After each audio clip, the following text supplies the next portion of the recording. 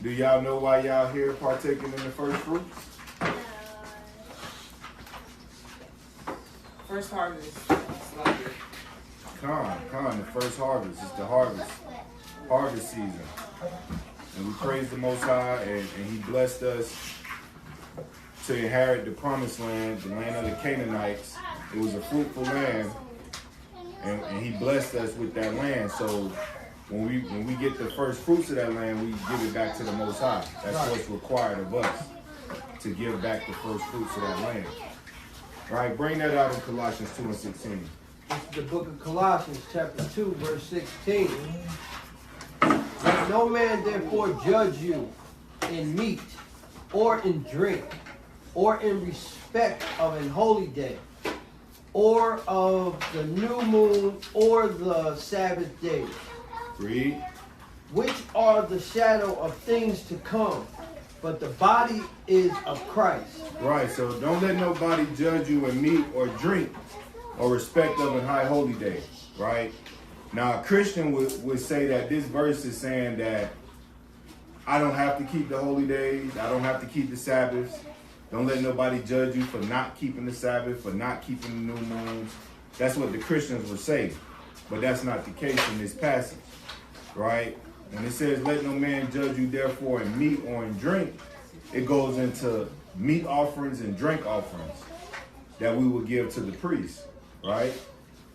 But Paul, right, in Colossians, he wrote Colossians in, I want to say 62 BC, right? So like not BC, but AD. 62 AD, he wrote the book of Colossians, the letter to the Colossians, in Colossae. And 10 years later, within 10 years, right, I want to say 8 years later, Jerusalem was invaded by the Romans, right? And they ran us out of Jerusalem in 70 AD, right? So 8 years later, after he wrote this letter, we was out of our land. We didn't have no more temple. We didn't have no more priests to take our offerings to, our sacrifices to atone and reconcile, you know, back with the Most High. We didn't have no temple no more. So Paul, when he wrote this, he was preparing us for us not having a temple and being able to freely go to our own sanctuary and make offerings and sacrifices. So when it says, let no man judge you therefore in meat or in drink, that's going into the offerings that we offered, or in respect of a holy day, or the new moon, or the Sabbath days, which are a shadow of things to come, right? Meaning a foreshadow of things that was to come to us.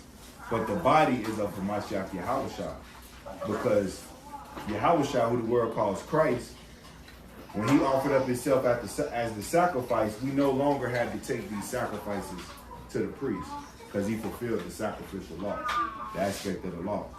But let's go to the book of Psalms, chapter 111 and verse 10. We're going to come back to Colossians, right? But let's go to the book of Psalms, chapter 111 and verse 10, so we can get an understanding on how you get an understanding of these scriptures, man.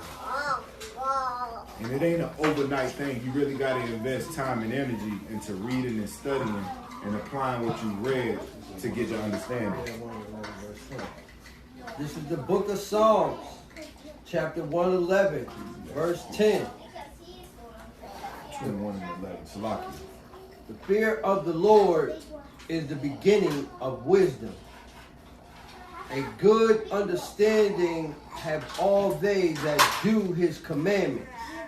All right. So the fear of the Most High is the beginning of wisdom. Salaki, y'all. Y'all got to be quiet. All right. So the fear of the Most High is the beginning of wisdom. And a good understanding have all they that do the commandments, right? So you have to fear the Most High first and foremost to get the wisdom. If you're not scared of the Most High, if you're not showing fear towards the Most High, you're not going to get the understanding. You're not going to get the wisdom, right? A good understanding have all they that do the commandments. You keep the commandments, you're going to understand things, right? You're going to understand why the Most High told you to keep this commandment, right? But you could be amongst us right now, everybody together reading the word, and you hear the precepts, and you understand what's going on. right? Because you're getting guided by the priests or the prophets or the servants of the Most High to get the understanding.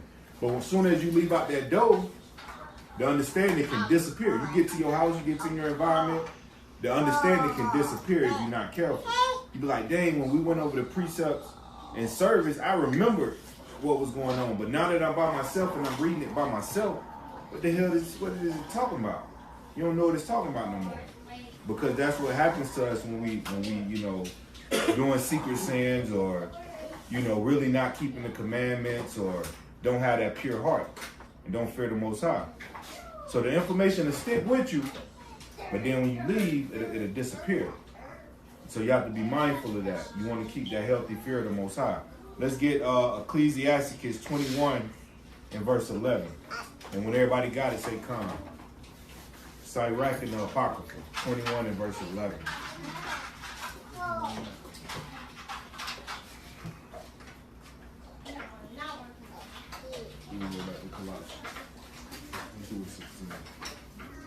The book of Ecclesiasticus, chapter 21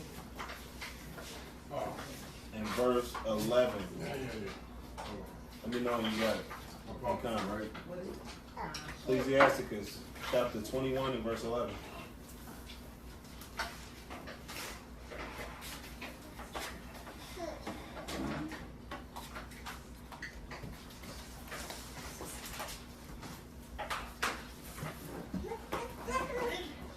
Everybody got it?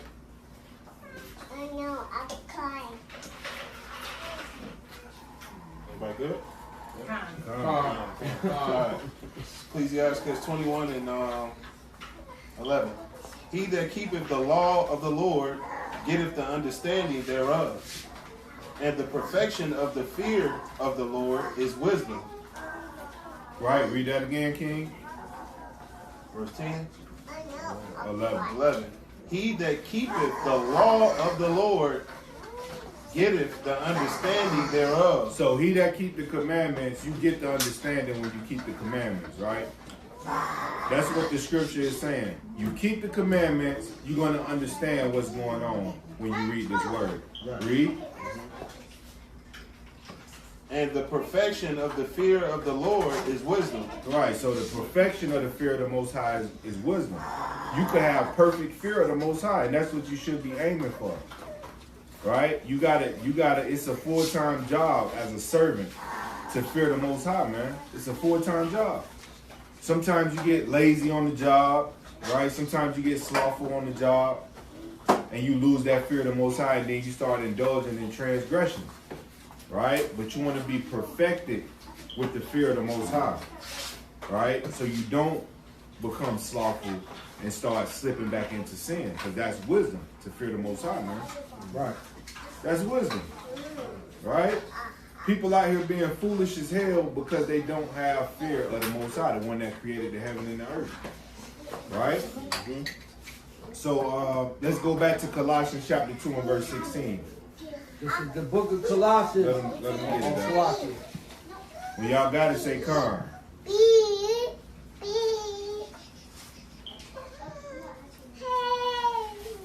Con.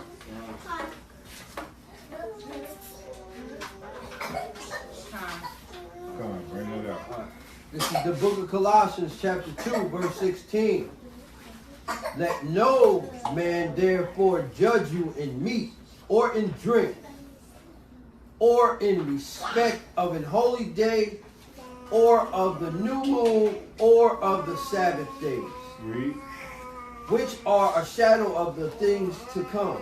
Right, so in the Christian church, are the Christians right about this precept when they say, I no longer have to keep the high holy days. I no longer have to keep the Sabbath because Christ abolished the law when he sacrificed himself on the cross. Are Christians right? Hell no. Hell no. They're not right when it comes to that teaching or that doctrine. Because what Christians do, they'll read a precept and make a whole doctrine on how they feel about it and lean on their own understanding till they fall and bust their head to the white meat. Right? So this service, we're going to go into the history of first fruits and get the understanding of why we celebrate it. All right, y'all. The babies got to get under control. They got to get under control. All right. If you got to take them outside to get some fresh air, take them outside. But the children got to get under control. All right. Go to the book of Genesis, the 12th chapter, so we can get the origins of why we celebrate the first fruits.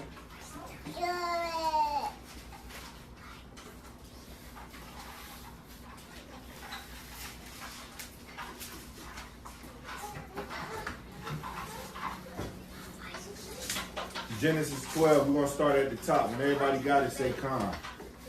Con.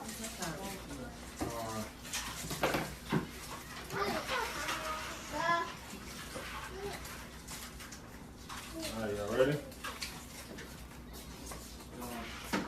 Genesis.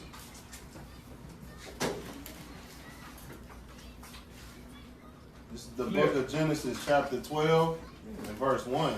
Bring it out. Now the Lord has said unto Abraham, Abram, get thee out of thy country, and from thy kindred, and from thy father's house, unto a land that I will show thee. Right, so the Most High told Abram, right, before his name was switched to Abraham, get out the country, get out your parents' household. Move from out this city. I'm about to give you a land. Right? You finna go to this land that I'm about to show you. Right? Read. And I will make of thee a great nation, and I will bless thee, and make thy name great, and thou shalt be a blessing. So the Most High telling Abram how he gonna bless him. He gonna make thee a great nation. He gonna make your name great. Read. And I will bless them that bless thee, and curse him that curseth thee. And in thee shall all families of the earth be blessed. Read. So Abram departed as the Lord had spoken unto him. And Lot went with him. And Abram was 75 years old when he departed out of Haran. Read. And Abram took Sarah his wife, and Lot his brother's son, and all their substance that they had gathered, and the souls that they had gotten in Haran. And they went forth to go into the land of Canaan. And into the land of Canaan they came. Right, so this is the land that the Most High said that he was going to give unto Abraham, that he going to show you. He said, I'm going to show you this land. The land was Canaan. Right? Read. And Abram, verse 6. Yep, come. And Abram passed through the land unto the place of Shechem. That's it. Shechem, unto the plain of Moran. And the Canaanites was then in the land. So the Canaanites was dwelling in this land that the Most High showed them. A whole nation of people was dwelling in this land. Read. And the Lord appeared unto Abram and said, unto thy seed will I give this land. Until what? Unto thy seed will I give this land. And there builded he an altar unto the Lord, who appeared unto him. And he removed from thence unto that's it. Right, so and the Lord appeared unto Abram and said, unto thy seed will I give this land. Right? So the Most High has promised Abraham this land that he gonna give to his seed line. Right? To his children's children. Right? And what do you do with land? When you possess land, what do you do with it? You till it. You plant crops.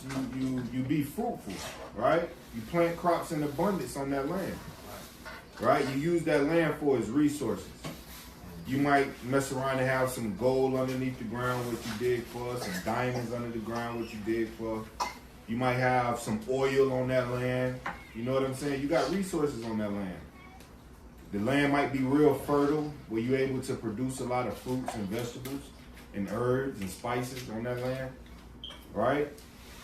That's what you use land for, to yield fruit.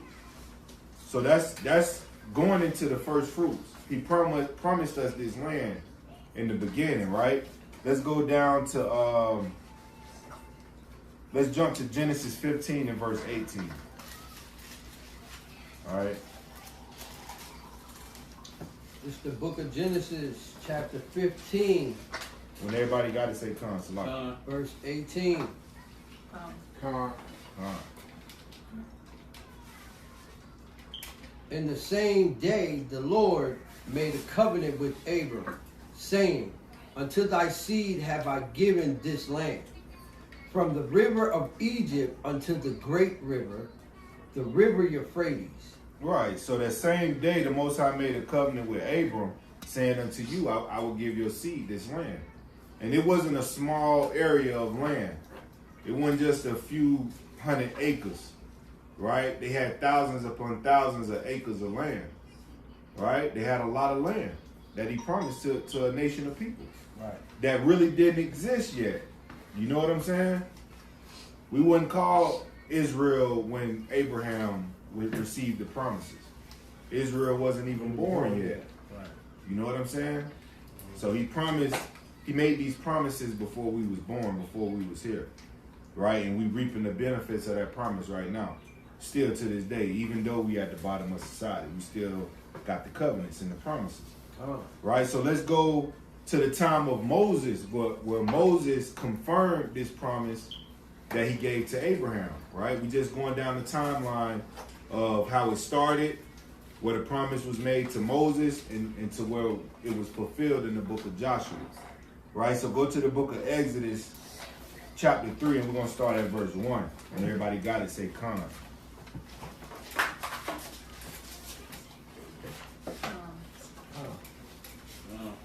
Y'all quick on them swords. Con, bring that out. Huh? Oh, yeah. Still quick on them swords, though. Yeah. Should bring one? Con. All right. This is the book of Exodus, chapter 3, verse 1. Now Moses kept the flock of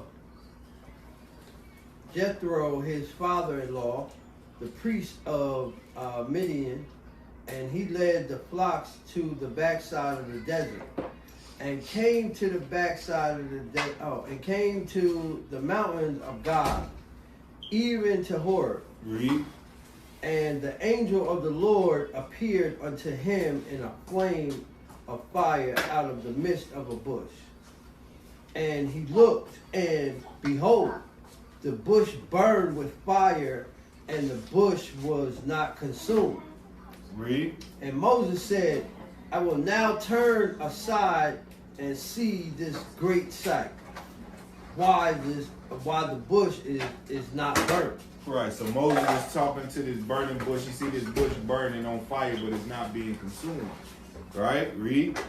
And when the Lord saw that he turned aside to see, God called unto him out of the midst of the bush and said, Moses, Moses. And he said, Here I am. Here am I. Here am I, Salaki. Right, so when the Most High called Moses, right, out of the midst of the bush, that was Yahweh and the angels, right? Because that word God goes into Elohim, meaning Christ and the angels, right? So Christ and the angels called Moses while he was in the midst of the bush, saying, Moses, Moses. And Moses said, Here am I. Right? Read. And he said, Draw not nigh hither. Put off thy shoes from off thy feet, for the place whereon thou standest is holy ground. It's set apart ground. Take your shoes off. Don't come near me. Don't come near the bush just yet. Take your shoes off, because this ground is holy. Read. Moreover, he said, I am the God of thy father. Of who? I am the God of thy father. So his father is going into his lineage, right? Read. I am the God thy father, the God of Abraham, the God of Isaac, and the God of Jacob. Right. So Moses' forefathers is Abraham, Isaac, and Jacob. Moses is a Levite, is an Israelite from the tribe of Levi. Right? Right. So his forefathers is Abraham, Isaac, and Jacob, who the promises was given to. Read.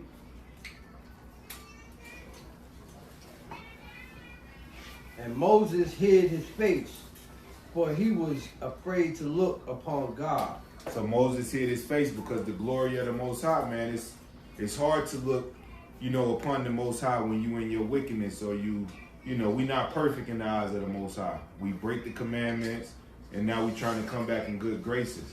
And even when you're trying to come back in good graces, you still slip and fall, right? And feel shame. So it's hard to look upon the Most High and his glory. Read. And the Lord said, I have surely seen the affliction of my people, which are in Egypt, and have heard their cry by reason of their taskmasters. For I know their sorrows. And I am come down to deliver them out of the hand of Egypt, out of the hand of the Egyptians, and to bring them up out of that land unto the good land and the Lord, and that land unto them a good land, and a large unto a land flowing with milk and honey. Right, Salakia. It says, verse 8 from the top, and I am come down to deliver them out of the hand of the Egyptians, and to bring them up out of that land unto a good land, a large, unto a land flowing with milk and honey. That's the promise that he made Abraham in Genesis, right? This is going into that same promise. He just reconfirming it with Moses, right? Read. Unto the place of the Canaanites, and the Hittites, and the Amorites, and the Perizzites, and the Hivites, and the Jebusites. Right, so the Most High say he going to bring us to a land flowing with milk and honey.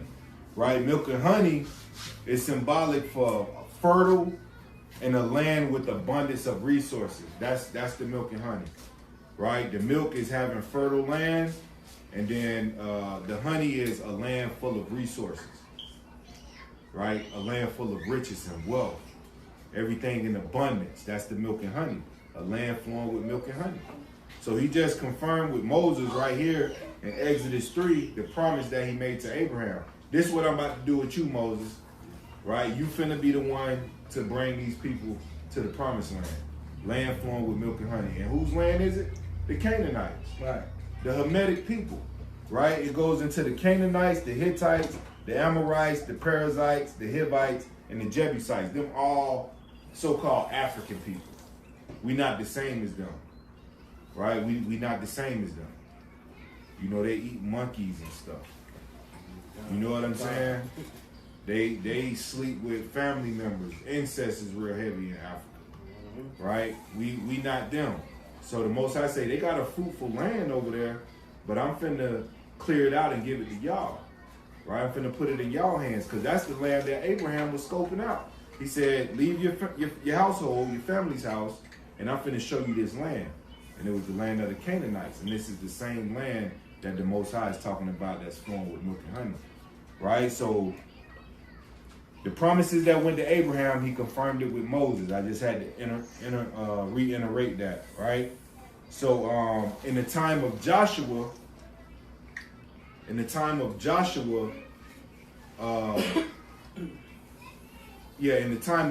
was the confirmation of the promise being fulfilled, right? So that's when we actually went into the promised land, went to war with the Canaanites, took it over, right? We subdued them and took over their land. But let's go to the book of Numbers, chapter 13 and verse 16. So we can see what season it was when Moses sent out a member from each tribe of the 12 tribes of Israel. He sent out a member from each tribe to go spy out the land of Canaan before we went and took it over in Joshua. He sent out 12 spies, and they spied out the land. The book of Numbers, chapter 13 and verse 16. When everybody got it, say con. Bring that out, King. This is the book of Numbers, chapter 13, verse 16. These are the names of the men which Moses sent to spy out the land. And Moses called H.O.I. What was that? Oh, am I saying that right? Yeah, H.O.I, the son of Nun and Jehoshua. Right. So to get context, Moses in the beginning he selected each individual out of each tribe, and they called them by name, and he brought them on the front line. And then this precept right here is going into these are the names of the men that Moses sent to spy out the land. Right? Read verse 17. And Moses sent them to spy out the land of Canaan, and said unto them, Get you up this way southward, and go up into the mountains, and see the land, what it is, and the people that dwelleth therein, whether they be strong or weak, few or many. Right, so he giving them intel. He telling them what to do. He giving them assignment. Hey, go spy out the land. Let us know what it is, man. Whether it's a lot of them, whether it's a little of them. Hey, what's going on? We need to report. Read.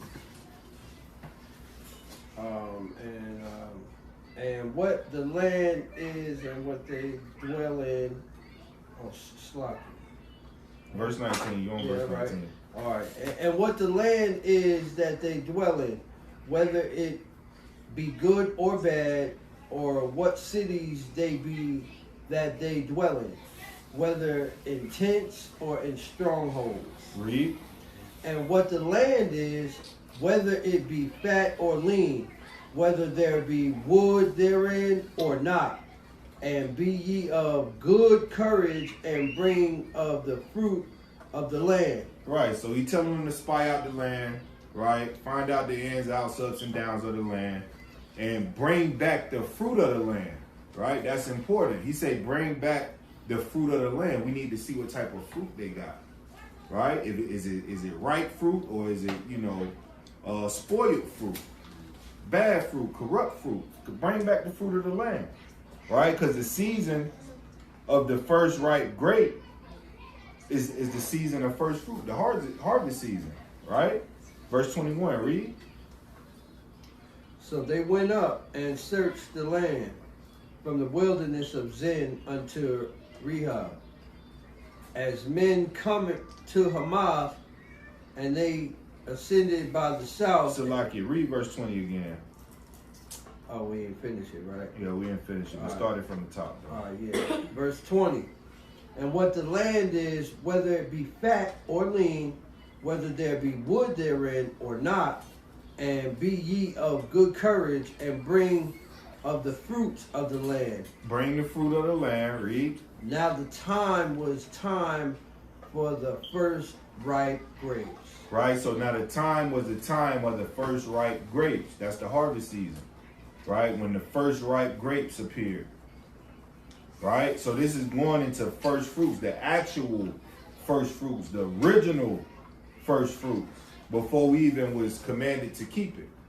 Right, Moses already in the spirit of, hey, bring the first ripe grapes when you come back. Because the time is of the first ripe grapes, the time that we in right now. Read. So they went up and searched the land from the wilderness of Zin unto Rehob, and men come to Hamath, as men come to Hamath. And they ascended by the south and came unto Hebron, where Ahiman and Shesai and Tamar, am I saying that right? Tamar, and children of Anak were. Now Hebron was built 7 years before Zoan in Egypt. Read. And they came unto the brook of Eshcol, and cut down from thence a branch with one cluster of grapes. Right, so now it's finna get real. They cut down the branch with one cluster of grapes. Read. And they bare it between two upon a staff. And they brought of the pomegranates and the figs. Right, so a branch with one cluster of grapes, they bear it between two upon a staff. It took 2 men to carry a cluster of grapes, right, upon a staff. So one man walking in the front, one man walking in the back with a staff horizontal, full of grapes, right? Because the grapes was huge back in the ancient world. It was no genetically modified, nothing. The soil wasn't damaged, you know what I'm saying? The air wasn't polluted. They wasn't spraying it with all kind of chemicals. The grapes was huge, man. One grape was probably the size of an orange or a grapefruit or something. Right. One grape, right? The fruits back then was more potent. Like you could be tired, you know, fatigued, and you eat a fruit from back in the ancient world, you gonna bounce back like you just hit something, you know, like you hit something strange out of a glass pipe. You know what I'm saying? When that's what I'm going to. You was active. You was moving again. You was re-energized. Right. You know what I'm saying? Right. You know, hey, because, you know, the Most High got us up here teaching and stuff, but we come from the streets, so we can really only relate to the streets, really. Right. But yeah, you eat these fruits in the ancient world. It's like, you know, you drinking multiple energy drinks. You know what I'm saying? You be active again. You know what I'm saying? Read. The place was called the Brook Escort because of the cluster of grapes which the children of Israel cut down from thence. Mm-hmm. And they returned from searching of the land after 40 days. And they went and came to Moses and Aaron and to all of the congregation of the children of Israel until the wilderness of Paran and to Kadesh, and brought back the word unto them and unto all the congregation and showed them the fruit of the land. Right, so the spies came back and showed all the congregation the fruit of the land, man. This is what we found. Right? Each of the and that's spiritual too, because when they brought back the fruit of the land, they didn't bring it back to everybody. They brought it back to the Levitical priests, right? Like it was an offering or something. Mm-hmm. You know what I'm saying? They brought back the fruit of the land to the Levitical priests, to Moses and them, right? And that was a representation of us getting our promised land that was promised to us. You know what I'm saying? Because the Most High, He gave us that land. Now, the Feast of First Fruits, yes, the first harvest season, and we reap our crops, the first fruit of our crops, and give it back to the Most High, because that's what's required of us for receiving a blessing. Right? When you receive a blessing, you got to give something back to the Most High. You don't just get the blessing, oh, thank you, and that's it. No, you have to give Him back something. Right? So that was synonymous, or that represented the Feast of First Fruits and giving back to the Most High when they verified and confirmed with Moses what they had brought back. Verse 27. And they told him and said, we came unto the land whither thou sentest us, and surely it floureth with milk and honey. Floweth with milk and honey. And this is the fruit of it. So they came back with the report, hey, this land is surely flowing with milk and honey. And here go the fruit of it, man. Hey, this is that land. This is that one. We got to take this land over. Right? Ain't no going back, man. Right? So the Most High fulfilled His promise in this passage, like, hey, this is the land I'm going to give you. Then you go deeper and you read the book of Joshua is when the event actually took place. But this was the prequel of coming into first fruits, the ceremony laws that we got to keep pertaining to the Feast of First Fruits. This is how it all started, right? So we're going to go to Numbers chapter 15 and verse 17, right?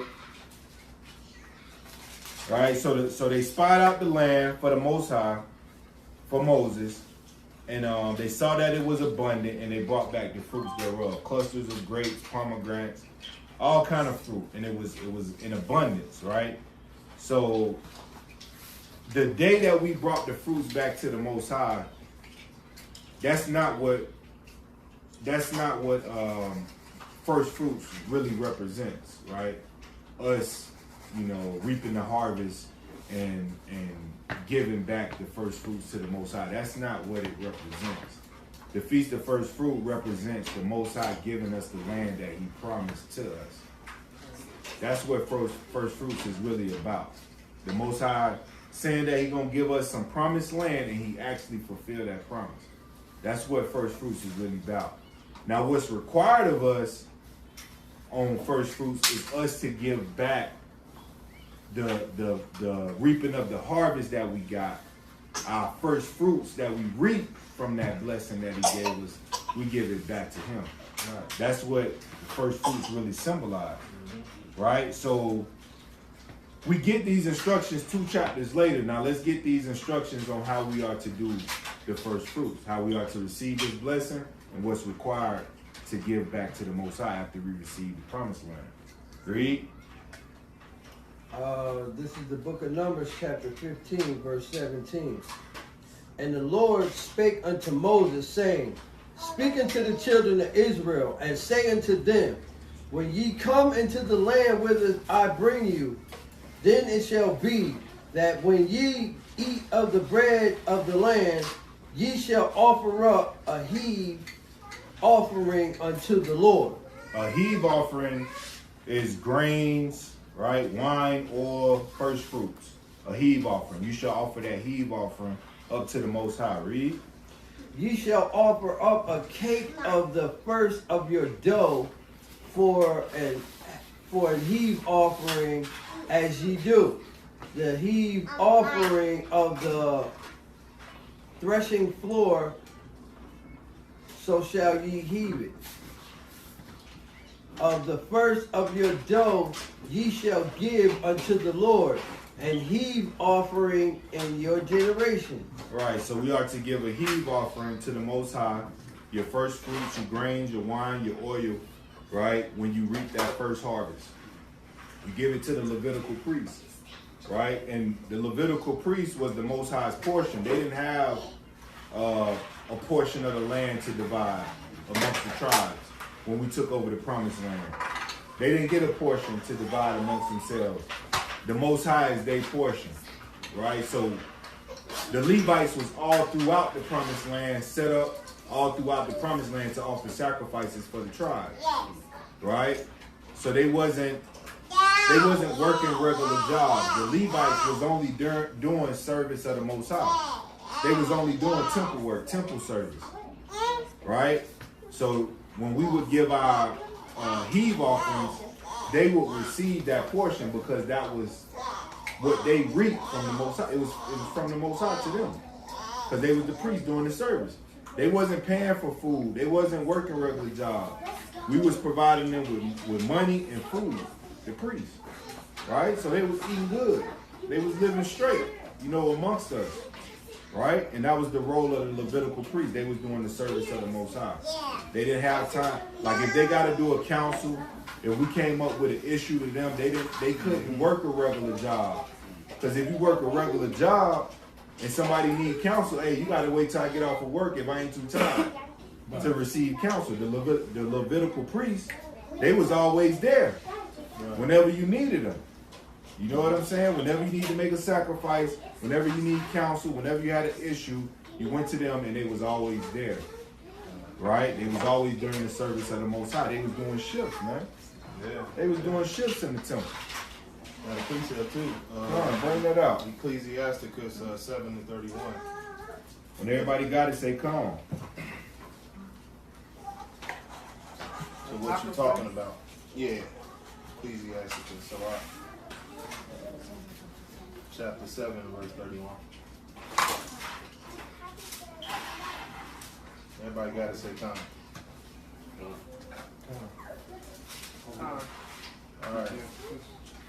You got it? This is the book of Sirach 7:31. Okay? Y'all good? Okay. It says, Fear the Lord and honor the priest, and give him his portion, as it is commanded thee, the first fruit, and the trespass offering, and the gift of the shoulders, and the sacrifice of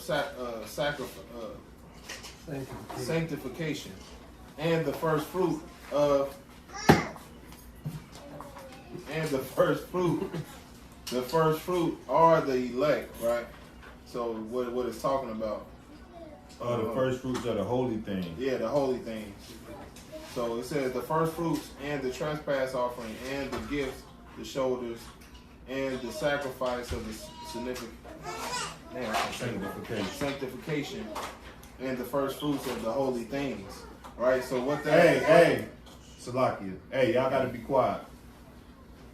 Read. So basically, what we had to do. What I was just adding on to what you was already saying. So we have to basically present ourselves to the Lord blameless, like those first fruits. You know, because that's the same thing. So the first fruits are would be basically represented.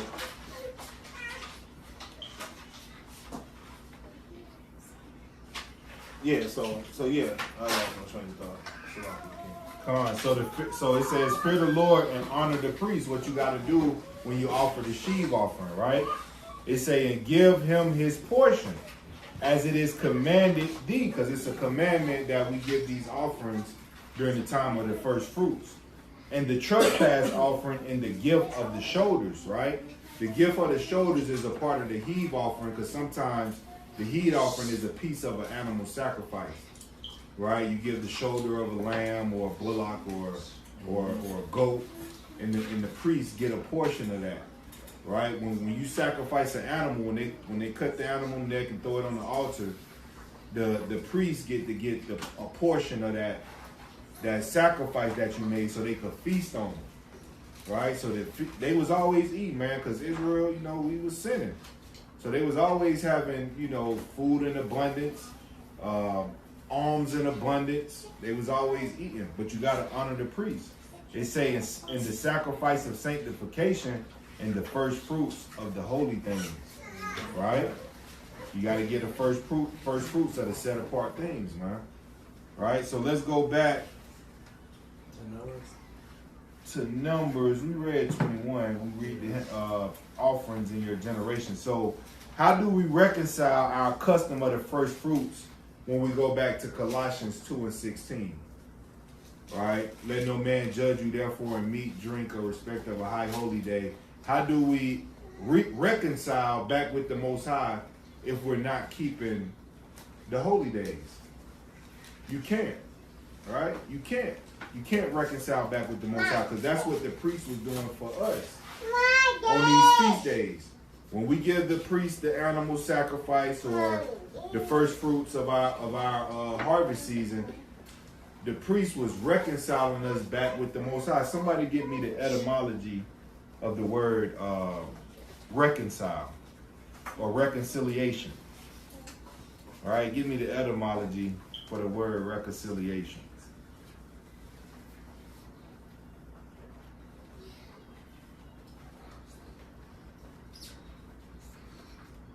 All right, and somebody give me Leviticus 23 and verse 15.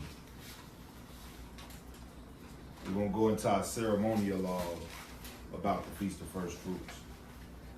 It says etymology? Yeah, etymology dictionary, the etymology online dictionary of reconciliation.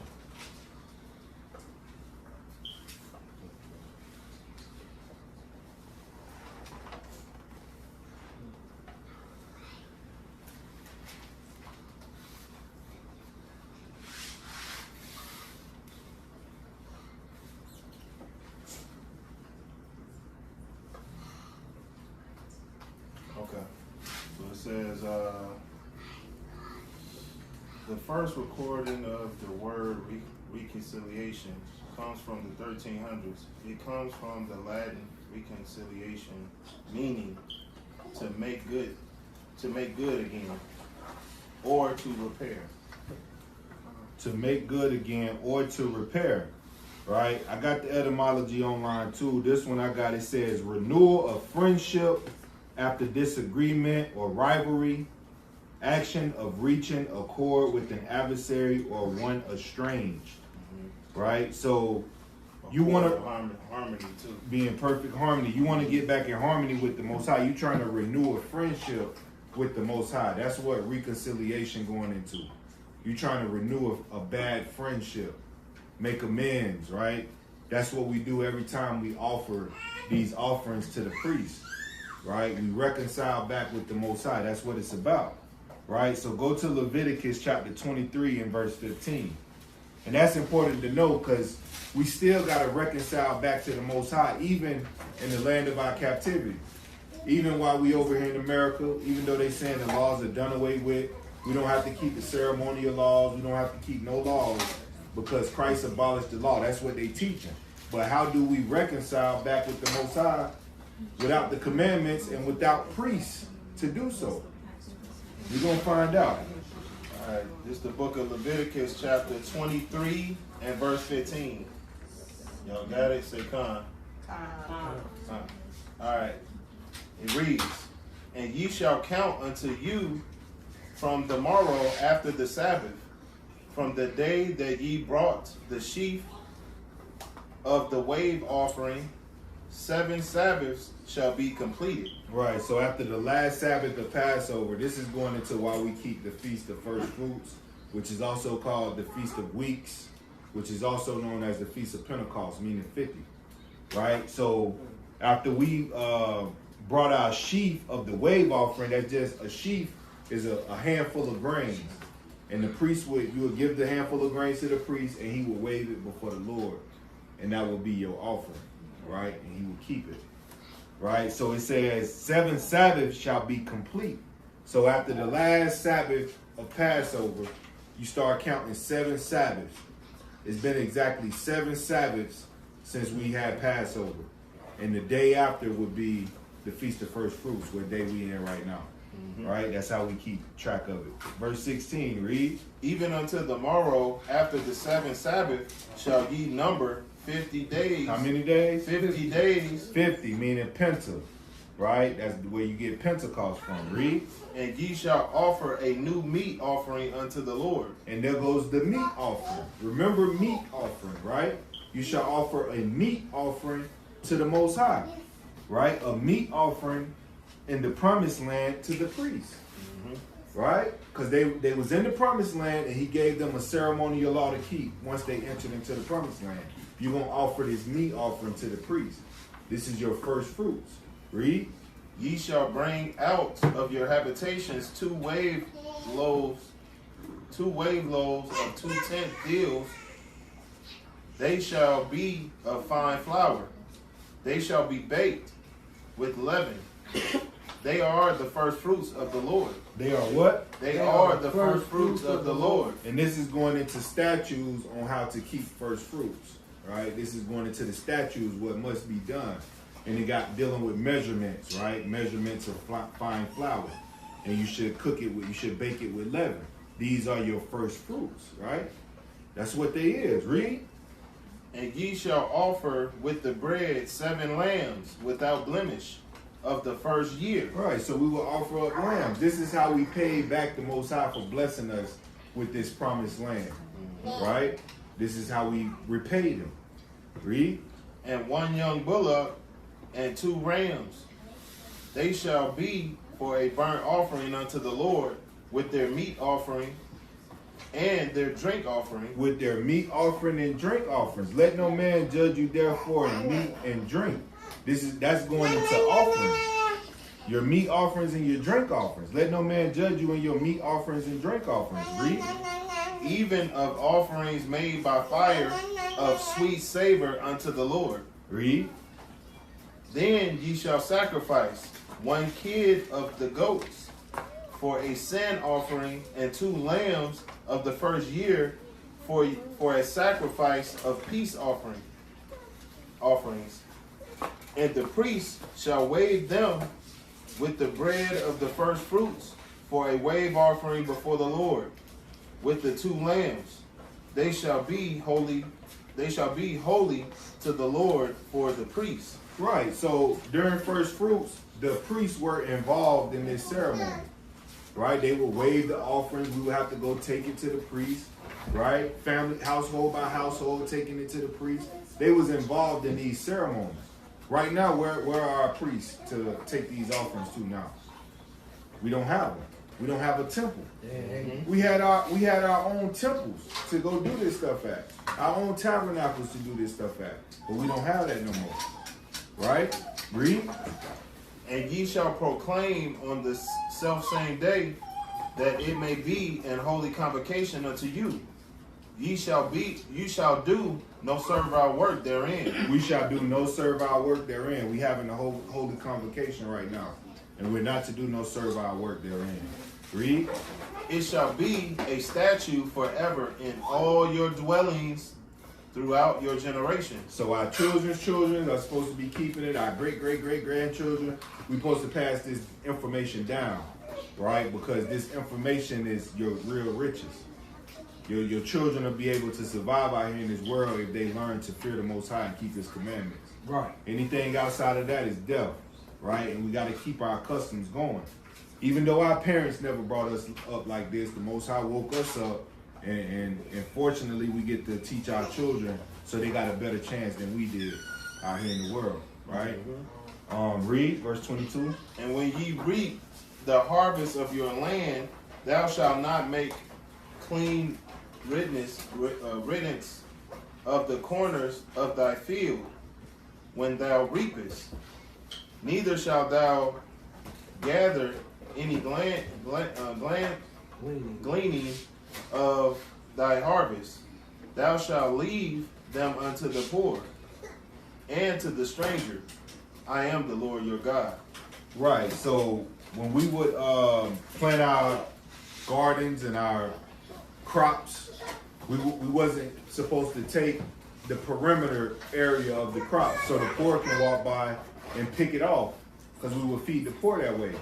The poor would never go hungry because we have food in abundance, and they could just walk past and pick it off our field. Feed the streets, literally feed the streets. Yeah. They don't do that no more. Like out here in Vegas, even though it's a desert, but they still can grow gardens and stuff. They supposed to have areas where the homeless can go pick off crops, pick some off the apple tree, the orange tree, the pineapple tree, the mango tree, the pomegranate tree. You know what I'm saying? They supposed to have stuff set up for the poor, like we did. But now they don't do that. They selfish. They want to sell everything, right? But you do that to feed the poor and to obey the commandments, man. That's a commandment. He said, when you reap your harvest of your land, thou shalt not make clean riddance of the corners of the field. Right? That's a commandment. You're supposed to leave that for the poor. Right? Jump down to verse 37. Verse 37.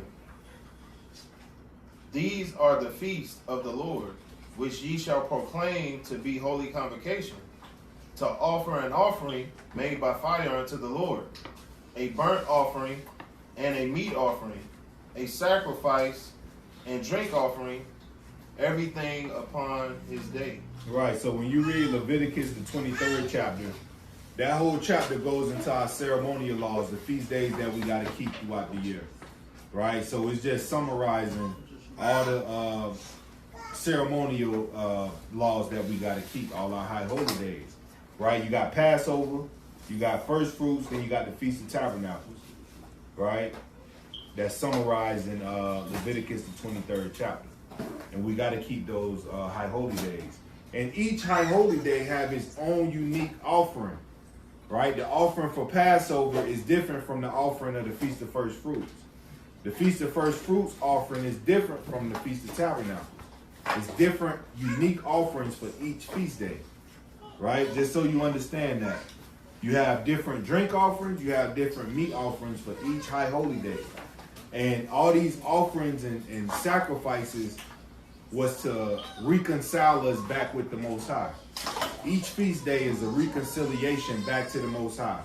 Especially when you obey the commandments, you're reconciling that relationship and fixing that relationship. Because from Passover to Feast of First Fruits, in between then, you done slipped up. Right? I ain't saying all of us have, but some of us, shit, probably most of us been slipped up, you know, had to repent, you know what I'm saying? Got that bottom lip shaking. Heavenly Father, I'm sorry. I'm sorry, please don't kill me, but it be serious, man. I ain't even gonna lie, it be deadly serious, right? You be spooked, but we fall short of the glory. So when we come to these feast days, we're making another atonement for our transgressions, right? And those offerings is what did it, right? Let's go to the book of Ezekiel, chapter 45 and verse 17.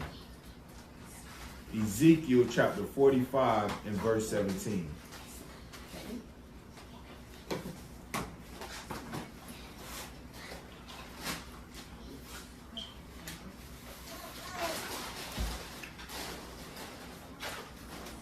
This is the book of Ezekiel, chapter 45, verse 17. And it shall be the prince's part to give burnt offerings, and meat offerings, and drink offerings in the feast, and in the new moon, and in the Sabbaths, in all solemnity of the house of Israel. He shall prepare the sin offering, and the meat offering, and the burnt offering, and the peace offering, to make reconciliation for the house of Israel. To make what? Reconciliation for the house of Israel. Right, so it shall be the prince's part to give burnt offerings, right? And you give that to the priest. And the priest ultimately made reconciliations for the house of Israel, right? That's what it was for, because we had tabernacles. We actually had a temple to do this service in, right? That's the only way to reconcile the people back to the Most High. And reconciliation goes into amending a friendship, right? A renewal of friendship after a disagreement, right? Especially of the Most High and sinners. You need to be reconciled back to the Most High. Right? So go back to the book of Colossians chapter 2 and verse 16.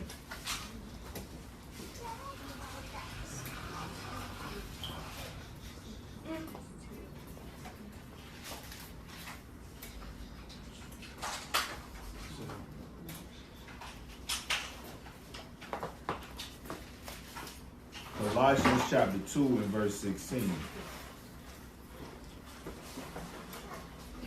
And everybody got it, say con. This is this is the book of Colossians, chapter 2, verse 16. Let no man therefore judge you in meat, or in drink, or in respect of an holy day, or of the new moon, or of the Sabbath days, which are a shadow of things to come. Right, so let no man therefore judge you in meat or drink or respect of a holy day. Meaning each holy day have its own prescribed offerings. Right? Right. Each holy day have its own prescribed offering. Or of the new moon, or of the Sabbath days, which are a shadow, a foreshadow of things to come, but the body is of Christ. Right? So the foreshadowing that Paul was talking about was the temple being destroyed in the next 8 years, right? We finna lose our temple. You niggas is not finna be able to go to the priest. Right. This is what he's saying. Y'all not finna be able to go to the priest and make these sacrifices, right? Because a greater sacrifice has already came, right? A greater sacrifice has already died for y'all. So you're not gonna need to go to the temple no more. You're not going to need to go give these bullocks to the priest no more, right? Because the body is of Christ, right? So that's what he was speaking about, and they didn't understand it. 3 times in a year, we got to appear before the Most High to make these sacrifices. But without a temple, how are we going to do that, right? And then when he wrote that in Colossae to the Colossians, the Israelites that was dwelling in that city, he was letting them know, hey man, y'all not finna have a temple soon, man. Christ done already been the ultimate sacrifice for y'all. So now when y'all keep these high holy days, hey, still keep it as a memorial. Even though you're not literally making these sacrifices to the priest, still keep it as a memorial. Still honor, read about the high holy day, go over the scriptures as commanded throughout your generations, man. Rehearse the righteous acts like we're doing right now. Right? Let's go to Hebrews chapter 2 and verse 16. Just to show you that Christ was that ultimate sacrifice. And that what we're doing right now is a form of acknowledging him as our Lord and Savior, acknowledging him for dying for our sins, and acknowledging him as our high priest. Because we making this offering, these meat offerings and drink offerings in the household, in the tabernacle, the spiritual tabernacle, and we doing it in the name of Hamashiach Yahushua. Right? Because that's what Feast of First Fruits is really about. It's about him. Right? He is our first fruits. Hebrews chapter 2 and verse 16, when everybody got it, say con. Hebrews. Con. Chapter 2. Hebrews chapter 2 and verse 16, it reads, For verily he took not on him the nature of angels, but he took on him the seed of Abraham. He took on him the seed of Abraham. So Christ received the promises as well. Read. Wherefore, in all things, it behooved him to be made like unto his brethren, that he might be a merciful and faithful high priest in things pertaining to Yahweh, to make reconciliation for the sin of the people. Right. He was a high priest, and he was sent for Israel. He died for Israel to make reconciliation for the sins of the people, man. Not for the sins of everybody, but for the sins of the 12 tribes of the children of Israel. Right? Verse 18, read. 18, for in that he himself have sacrificed being tempted. Suffered. Salaki. For in that he himself have suffered being tempted, he is able to succor them that are tempted. Right. He's able to deliver them that's tempted, protect them, save them that are tempted, man. Right? Because he was tempted himself in the wilderness. And he went to the book of Deuteronomy to cut Satan every time. Every time he went to Deuteronomy to cut Satan. Right? But point being is the Most High sent his son Yahushua to be our high priest to make reconciliation for the sins of the people. We no longer have to go to a temple to perform these offerings and sacrifices. Now we got to present our bodies as living sacrifices and do what we're doing now. Gathering, keeping the commandments, doing our best we can to please the Most High and to do his will, man. Right. Right? We gotta put off that old man, our old ways. We gotta put it off. Right? You cannot come into the kingdom unless you're born again. There's no way possible to enter into the kingdom of heaven unless you kill off your old man and become a new creature. Right? Let's jump to 2 Corinthians chapter 5 and verse 17. I got a few more precepts and I'm going to close out. 2 Corinthians chapter 5 and verse 17.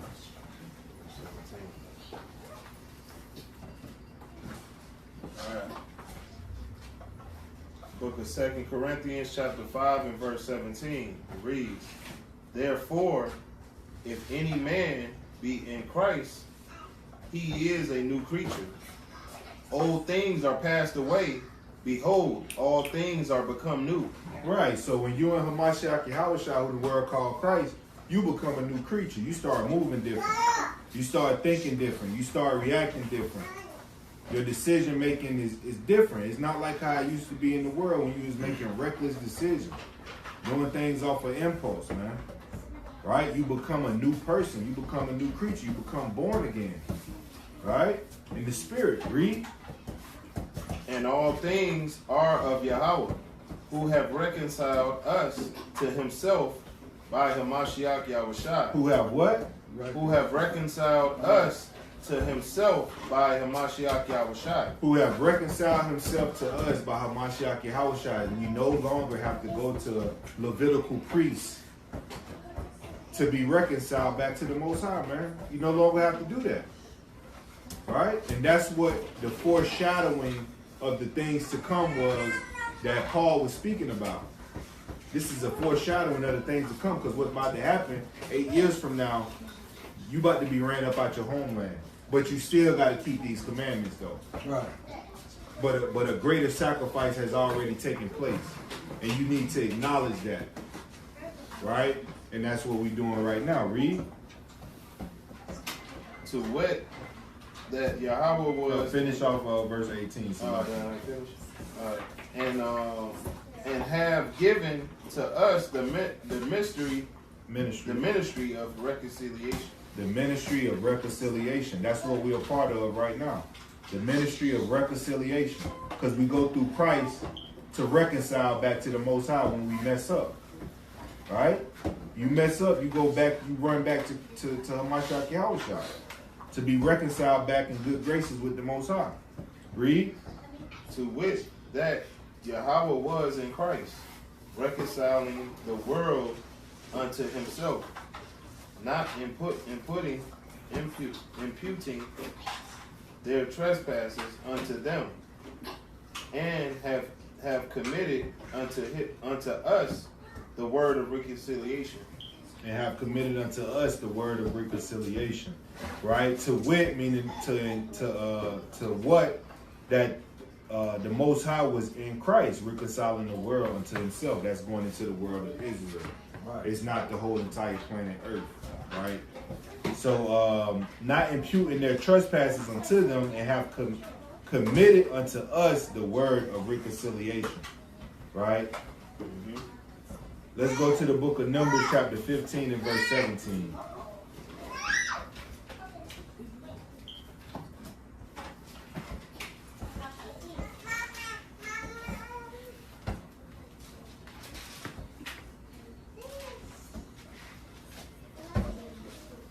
Say Colin, y'all got it.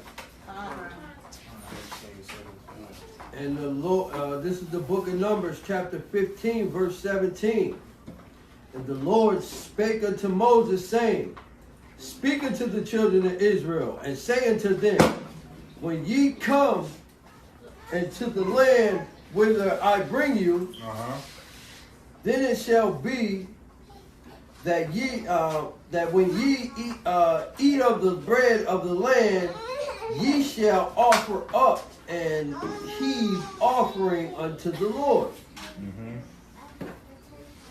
Ye shall offer up a cake of the first of the dough from your heave offering, as ye do. The heave offering of the threshing floor, so shall ye heave it. Read.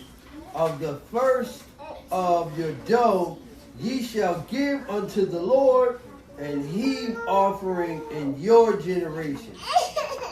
That's right. So that's going into our first fruits again, man. We got to give it to the Most High at the end of the day. Even though we don't have actual priests to give it to, we still got to rehearse the righteous acts and do it as a memorial. Right? Through the Spirit, we just acknowledge Hamashiach Yahushua for dying for our sins and reconciling us back to the Most High. Every feast day. You know what I'm saying? And this is when we get sealed in the feast of the Most High. Right? This is how we become sealed. Right. Right? Go to Acts chapter 2 and verse 1.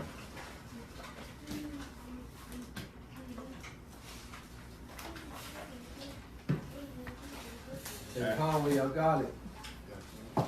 Acts chapter 2 and 1.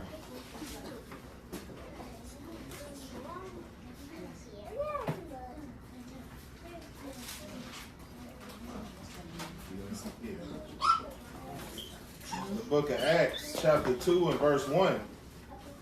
And when the day of Penecost was fully come, they were all with one accord in one place. And when the day of Pentecost was fully come, Pentecost is first fruits, also the Feast of Weeks. It's all one and the same, right? It's just that when it got into the New Testament, it translated it to Pentecost. 50 days after the Shabbat of Passover, we count, and that's what we celebrate now. It's the 50th day since the last Sabbath of Passover. Right? And the disciples and the apostles came together for Pentecost to keep the feast. So that just goes to show you that even in the New Testament, they was keeping the high holy days. You could read up them keeping first fruits in the New Testament. They kept Passover. They kept the Feast of Tabernacles in the New Testament. They even kept Hanukkah, man, the Feast of Dedication in the New Testament. Right? And that's going to conclude the lesson for tonight, man. If y'all got any questions, feel free to ask. You know, if y'all got any questions, feel free to ask. All praise. All praises. Y'all got no questions?